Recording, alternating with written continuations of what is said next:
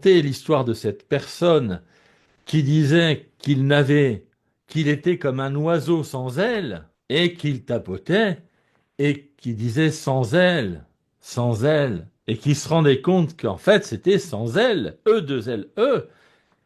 Et ça, je l'ai imprimé, mémorisé, réfléchi, tourné dans tous les sens et je me suis dit, avec de l'humour, avec des jeux de mots, avec tout un tas, on peut jouer avec la langue française. Je me suis dit, mais oui, quand les gens parlent, il y a forcément dans leur phrase l'élément à, qui, Aérotilt. voilà, qui va faire tilt. Et ça, ta façon de l'enseigner et de nous dire, bah voilà, pendant le tapping, déjà le tapping, il est très simple. Il est très Mm. simple. On ne se complique pas la vie à faire des phrases sur le point karaté qui n'en finissent Ah pas. là là.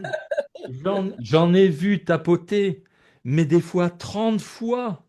30 30 tapines sur le point karaté. Pas de polémique non plus, mais bon, moi, vous me connaissez. Moi, j'ai le droit.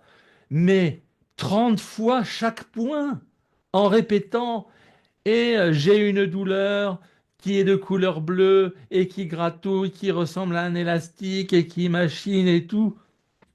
Et moi, à la fin, je me suis dit, mais non, vous m'avez perdu. Vous m'avez perdu. Restez simple.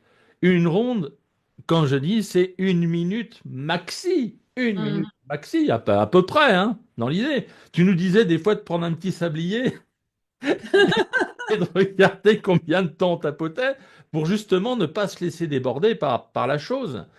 Et je t'assure, cette façon que tu nous as quand tu nous as montré qu'on pouvait tapoter, poser des questions, euh, à un moment s'arrêter peut-être de tapoter et de dire, ah, peut-être qu'il y a ce point-là à travailler juste après, moi, ça m'a conquis, hein. Bah, de toute façon, Enfin, je en vais fait, je vais arrêter de jeter des fleurs, mais merci. Non, mais c'est vrai que ce que tu rappelles là, de ce monsieur un oiseau sans ailes, mais ça m'avait vraiment beaucoup touché son histoire aussi, et tout en le disant. Alors, ce qui est important, c'est ce fameux langage des oiseaux.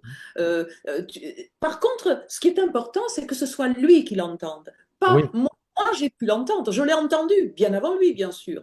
Mais je n'ai pas cherché à lui dire Ouh, vous dites quelque chose d'intéressant. Non, parce que si c'est moi qui lui dis, je lui vole sa guérison, sa guérison, je lui vole son travail, je lui vole ouais, je lui vole quelque chose.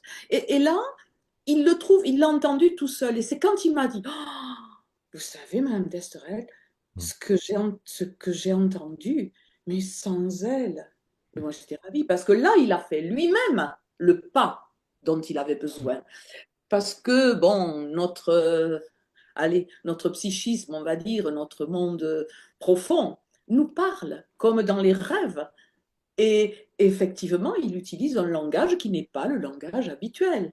Euh, et c'est ce fameux langage des oiseaux qui ne peut pas être systématisé. Parce qu'on voit parfois sur Internet des gens qui vous disent, alors quand on dit ça, par exemple, les adverbes en ment, il ne faut pas dire oui, euh, tendrement, parce que tendrement, c'est le tendre qui ment. Oui, non, mais enfin, quand tu dis éperdument, bon, oui, éperdument, mais quand tu dis communément, tu n'as pas aimant, tu as oui, aimant. Et tu peux entendre aussi, si tu veux bien, aimant du verbe aimer, oui. ou aimant qui attire. Donc, il ne faut pas systématiser. Euh, il y a des tendances, c'est intéressant d'ouvrir l'oreille, mais après, il ne faut pas en faire une science